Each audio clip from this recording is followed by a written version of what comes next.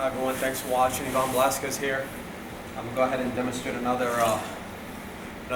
trick of the trade. We're focusing on the IT band today. I'm going to show you what I believe is probably the second best stretch for it. It's a really good stretch. If you look at my video, the world's best IT band stretch, I think that's the best stretch. Let me just summarize basically because I've had a lot of comments in the video. This is probably the most basic stretch. It gets the IT band for some people. If it doesn't get it for you, then you're getting the gluteus maximus and some other muscles. But everyone's tightnesses are different. So where you feel the stretch depends on where you're tight. This is the next progression into the IT band. This is called fire log.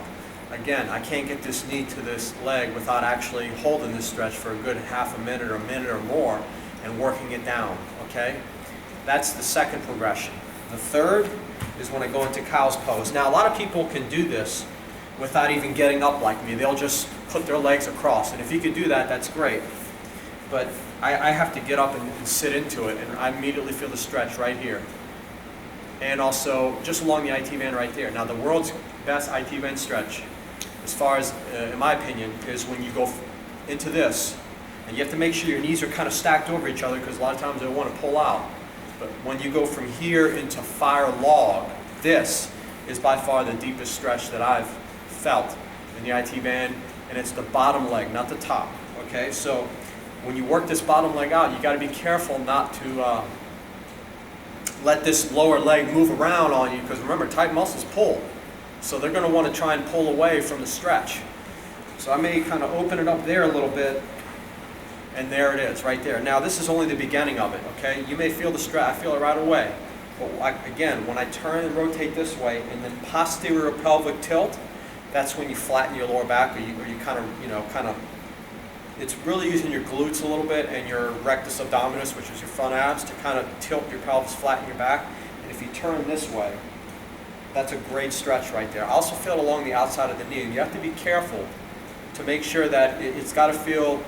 Obviously, if it hurts, then obviously you do not do that. But if you feel a good stretch, you don't have to really tilt as much. You can kind of modulate that tilt. You can kind of moderate it based on what you feel.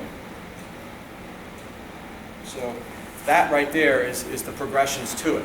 The stretches I did earlier, like this one, this is working the rotators of the hip. It's not really stretching the IT band as well. The first few are the ones that do it. Let me show you what I think is the second best stretch. A couple things here. Same thing with clamshell. You want to make sure you don't open up the hips this way. So I grab here first. And there are a couple things that need to be done here. One, the bottom leg is straight on. And two things. Bring the knee behind the hip.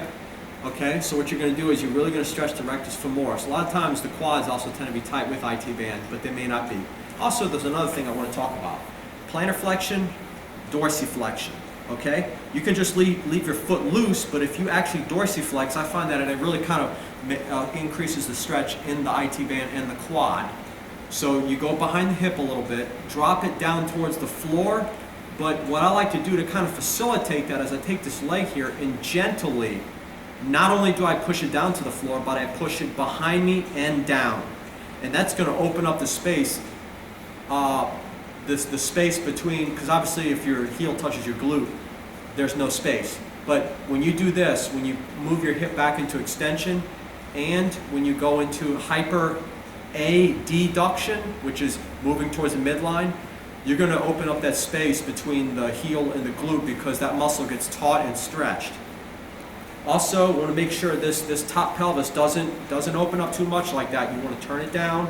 Drop the knee towards the floor and then push it back and pull the heel towards the glute.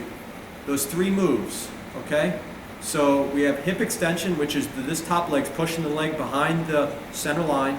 It's pushing it down towards the floor, and I'm pulling with my hand gently and making sure this hip doesn't rotate out. And one more thing, posterior pelvic tilt. Again, that abdominal contraction with the glute squeeze. You don't have to think about squeezing your abs and glutes when you do this. When you just tilt your hips forward, boom, stretch is just, it gets it really good. Also, be very slow in unwinding with the stretch. Very careful. Muscles that are stretched, especially if you're tight, you want to come out of those stretches very slowly, allow it to kind of recirculate and reset itself. I like to kind of massage the IT band and kind of feel it, and also it'll kind of tie into the patella tendon too. There's a fusion there. I think it's called the lateral retinaculum, which is a connective tissue, and muscles, they kind of join forces in those connective tissues and fascia. So again,